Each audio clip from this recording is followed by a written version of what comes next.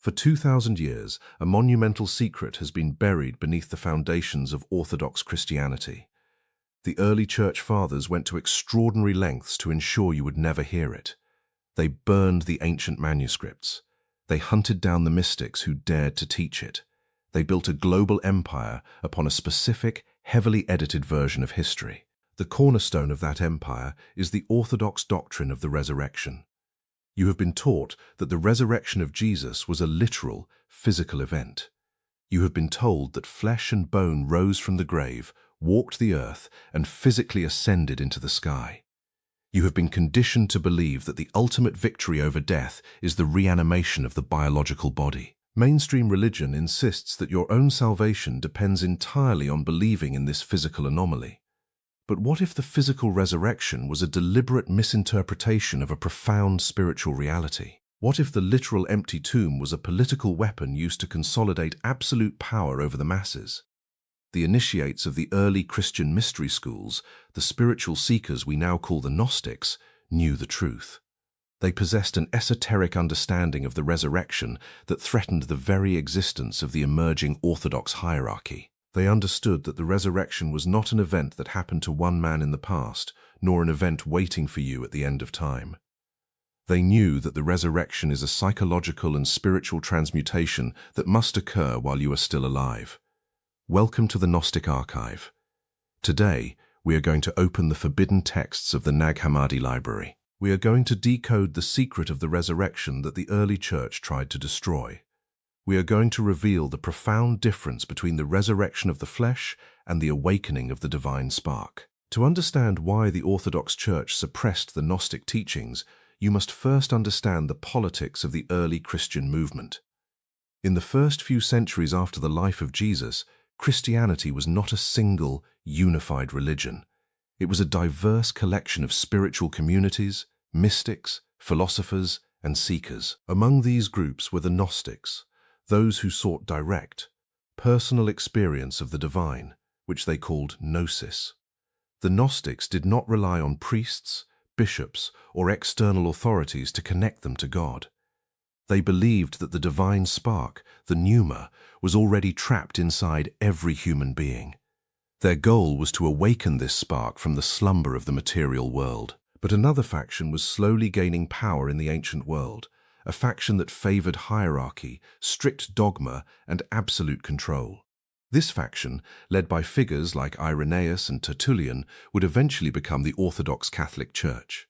The Orthodox Fathers realized that they could not build a centralized, powerful institution based on the internal, subjective experience of gnosis. You cannot control a population that believes they have direct access to the divine within their own minds. To build an empire, you need a chain of command. You need a system of authority where the masses must rely on the priesthood for their salvation. And the ultimate tool to establish this authority was the doctrine of the literal, bodily resurrection of Jesus. Why was the physical resurrection so politically crucial? Because if Jesus physically rose from the dead, then the only people who could truly speak for him were the physical witnesses who saw him in the flesh. The Orthodox Church claimed that their authority descended directly from Peter and the other male apostles who supposedly touched the physical wounds of the resurrected Christ. They created the doctrine of apostolic succession. They declared that only the physical witnesses held the keys to the kingdom, and only the bishops appointed by those witnesses had the right to interpret the teachings. By making the resurrection a literal, physical event in the past, they successfully locked the divine away in the past. They turned a profound mystical teaching into a historical credential. The Orthodox Fathers labeled anyone who disagreed with this physical narrative as a dangerous heretic. Tertullian famously declared that the flesh itself is the hinge of salvation. Irenaeus argued furiously against the Gnostics, insisting that the physical body must be saved, completely ignoring the spiritual metaphor. But the Gnostics saw right through this political maneuvering. They recognized that clinging to the flesh was the ultimate spiritual ignorance.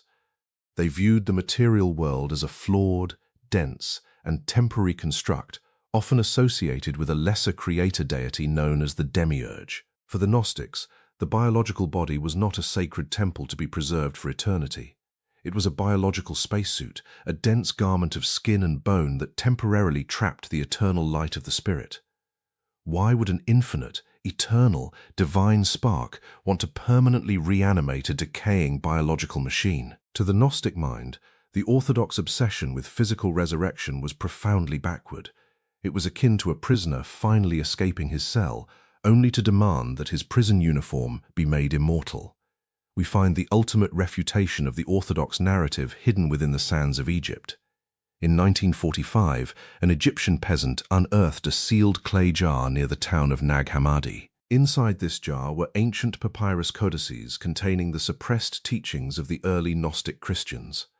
These texts had been buried to hide them from the Orthodox bishops who were busy burning heretical books. Among these profound texts is a document known as the Treatise on the Resurrection. This text directly addresses the spiritual seeker, a student named Reginos, attempting to explain the true nature of the resurrected state. The author of the treatise explicitly warns Reginos not to think of the resurrection in physical, fleshly terms. The text states that the resurrection is the disclosure of what truly exists and a migration into newness. It is not the reanimation of dead tissue.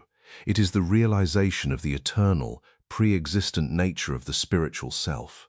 The treatise on the resurrection delivers a devastating blow to orthodox theology by stating that the spiritual resurrection happens right now. It says, "Do not suppose that the resurrection is an illusion. It is no illusion, but it is the truth." The text boldly declares that the world is an illusion, but the resurrection is the absolute reality. Even more profoundly, the author tells Reginos that he has already been resurrected. Because the divine spark within you originates from the eternal realm of the pleroma, it has never truly died. It has only fallen asleep in the density of the material simulation. Therefore, the resurrection is simply the act of waking up to your own immortality while you are still walking around in the physical body. This concept is expanded upon brilliantly in the Gospel of Philip, another masterpiece found at Nag Hammadi. The Gospel of Philip ruthlessly mocks the Orthodox Christians who believe they will die first and then rise from the grave at the end of time. The text states, "Those who say they will die first and then rise are in error. If they do not first receive the resurrection while they live, when they die, they will receive nothing." Read that sentence again and let its esoteric weight sink into your consciousness. If you do not resurrect while you are alive, you receive nothing when you die. The Gnostics understood that death is merely the shedding of the biological avatar. Dropping the physical body does not automatically grant you spiritual enlightenment. If you live your entire life identified completely with your ego, your physical desires, and your material possessions, shedding the body will not magically turn you into a divine master. You will simply be a confused, disembodied ego, highly susceptible to being pulled right back into the cycle of reincarnation. The archon administrators of this reality rely on you waiting until after death to find your salvation. They want you sitting passively in the pews, hoping for a future rescue that will never come. The Gospel of Philip insists that you must do the work of awakening right here, right now, in the midst of the material friction. You must initiate the resurrection while you are breathing. You must realize that you are not the biological machine. You are the ghost driving the machine. When you truly internalize this gnosis, you experience the living resurrection. You step out of the psychological tomb of ignorance. You are no longer a victim of the demiurgic timeline. You exist in the eternal present, completely detached from the fear of physical death. This brings us to the profound Gnostic understanding of the resurrected Christ. If the resurrection was not the reanimation of a biological corpse, then what did the disciples actually see? How do we explain the post-crucifixion appearances of Jesus? The Gnostic texts provide a fascinating, multidimensional answer to this mystery. They teach the concept of the spiritual body, or the phantom body of light. In texts like the Secret Book of John and the Gospel of Mary, the resurrected Christ does not appear as a bleeding human being. He appears as a being of pure, luminous energy. He appears as a formless intelligence, a shifting projection of light that adapts to the spiritual maturity of the observer. The Orthodox narrative insists that Thomas touched the physical wounds of Jesus to prove he was flesh and blood. But the Gnostics understood that the divine realm does not operate by physical physics. The resurrected Christ was demonstrating the power of the pneumatic spark to project form without being bound by dense matter. He was showing the initiates that the true self is a multi-dimensional light body, completely sovereign over the elements of the physical simulation. This is why the Gnostic texts often describe Jesus appearing in different forms to different people. To those who were still trapped in literal, material thinking, he appeared in a form they could comprehend. But to the advanced initiates, he appeared as blinding light, or as an invisible voice of pure gnosis. This profound esoteric truth was understood perfectly by one specific disciple, a figure whom the Orthodox Church desperately tried to marginalize: Mary Magdalene. In the Orthodox tradition, Mary is reduced to a weeping, repentant sinner who simply finds an empty tomb. But in the Gnostic tradition, Mary Magdalene is the chief apostle, the ultimate initiate who truly understood the secret of the resurrection. In the Gospel of Mary, the disciples are terrified and confused after the departure of Jesus. They are afraid of being persecuted by the authorities. They are still clinging to their physical fears and their material identities. Mary stands up and comforts them, reminding them that the grace of the Savior is within them.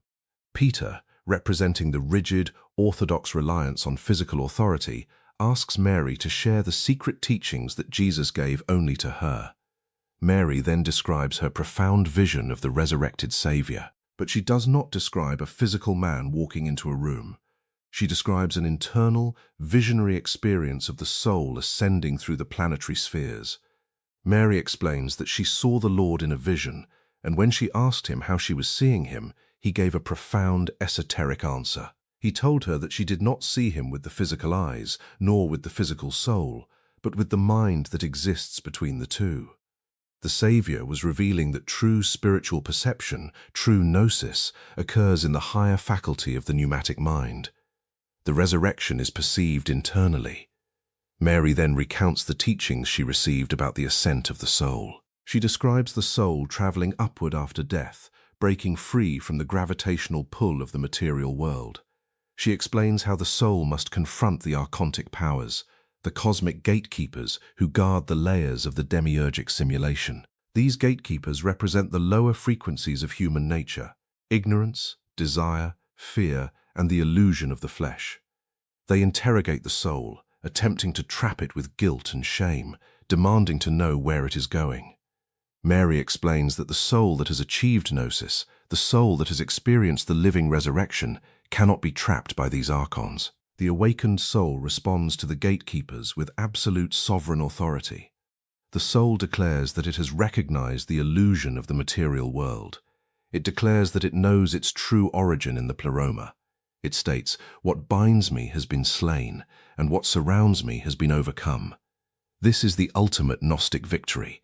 This is the true meaning of conquering death. It is not about a physical body walking out of a cave. It is about the eternal spirit breaking the psychological and energetic chains of the simulation. When Peter hears Mary's profound teaching, he becomes angry and defensive. He refuses to believe that the Savior would reveal such advanced esoteric truths to a woman in secret, rather than openly to the male apostles. Peter's reaction is the exact birth of Orthodox Christianity. He rejects the internal, subjective, mystical vision of Mary in favor of external, hierarchical, male-dominated authority. He chooses the politics of the physical world over the profound reality of the spiritual realm. The Orthodox Church followed Peter's path. They buried the Gospel of Mary. They buried the Gospel of Philip. They spent centuries enforcing the doctrine of the biological resurrection to keep humanity trapped in a cycle of physical fear and religious dependency. They turned the revolutionary message of spiritual awakening into a tool for imperial control. But the truth could not remain buried forever. The discovery of the Nag Hammadi library ripped the lid off the orthodox deception. These ancient papyri, preserved in the dry Egyptian sand, have handed the true secret of the resurrection back to modern humanity. So what does this mean for you, the modern seeker? It means you must entirely reframe your understanding of life, death, and salvation. You must stop waiting for a savior to descend from the sky and rescue your biological avatar. You must stop hoping that your physical identity, your ego, and your memories will somehow be preserved for eternity in a physical heaven. The biological avatar is designed to break down. Entropy is the law of the physical matrix. Your true identity is the unshakable, silent, frictionless observer behind the eyes. To achieve the Gnostic resurrection, you must initiate the death of your own ignorance. You must systematically detach your identity from the labels the matrix has assigned to you. When you feel biological anxiety, you must realize that you are not the anxiety. When you feel the sting of an insulted ego, you must realize that you are not the ego. You are the vast, infinite sky in which these temporary clouds of emotion pass. To resurrect while you live is to walk through the physical world as a phantom. You still go to work, you still interact with other avatars, you still participate in the mechanics of the simulation. But your internal frequency is fundamentally altered. You no longer take the drama of the matrix seriously. You recognize the political theatrics, the consumerist desires, and the societal outrage as the low-frequency noise of the archontic farm. You become energetically unreadable to the control grid. Because you no longer fear death, the matrix loses its ultimate leverage over you. Because you do not desire to preserve your physical identity, the archons have nothing to threaten you with. You become an empty vessel, entirely filled with the luminous gnosis of the monad. This is the secret that terrified Irenaeus. This is the truth that Tertullian tried to mock into oblivion. A human being who realizes they are already an immortal piece of the divine fabric cannot be ruled. They cannot be taxed. They cannot be intimidated, and they cannot be forced to recycle their energy back into the demiurge's machine. They have already conquered the grave. The Orthodox Church spent 2 millennia trying to convince you that the resurrection was an isolated historical miracle. They tried to convince you that you were a miserable sinner who desperately needed their intercession. But the voices from Nag Hammadi are speaking clearly across the centuries. They are telling you that the stone has already been rolled away. The tomb of your own physical identification is empty if you simply choose to walk out of it. The spark within you is the exact same light that fueled the Savior. You are the living resurrection. If this transmission has shattered the orthodox illusions and handed you back the keys to your own eternal nature, do not let the system put you back to sleep. The Archon grid relies on your spiritual amnesia. Anchor your gnosis right here and right now.